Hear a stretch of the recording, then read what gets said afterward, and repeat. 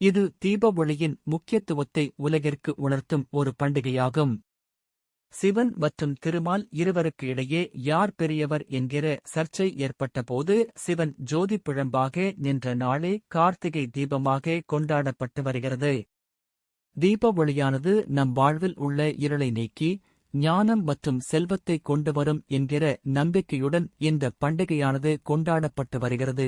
கார்த்திகை தினத்தில் 27 நட்சத்திரங்களை குறிக்கும் வண்ணம் குறைந்தபட்சம் 27 தீபங்கள் ஏற்றலாம். தீபம் ஏற்றுவதற்கு அகல் விளக்குகள் மிகவும் சிறந்தது.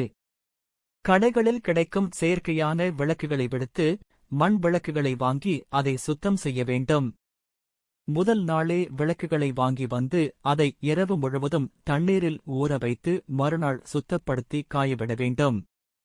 பின்னர் அவற்றிற்கு மஞ்சள் குங்குமம் வைத்து நல்லெண்ணெய் தீபமிட்டு வீடு முழுவதும் விளக்குகளை ஏற்றலாம். தீபத்திருநாளன்று இத்தனை விளக்குகள்தான் ஏற்ற வேண்டும் என்கிற கட்டாயம் இல்லை. உங்களால் எத்தனை தீபம் ஏற்ற முடியுமோ அத்தனை தீபங்கள் ஏற்றலாம்.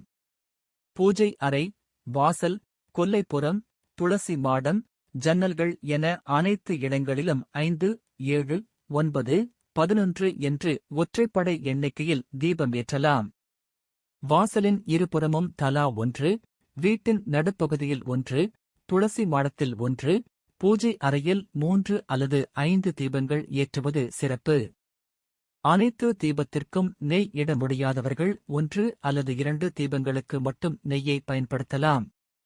விளக்கிற்கு அடியில் வாழை இலை, பூவரச இலை அல்லது தட்டு போன்றவற்றை பயன்படுத்துவது சிறந்தது.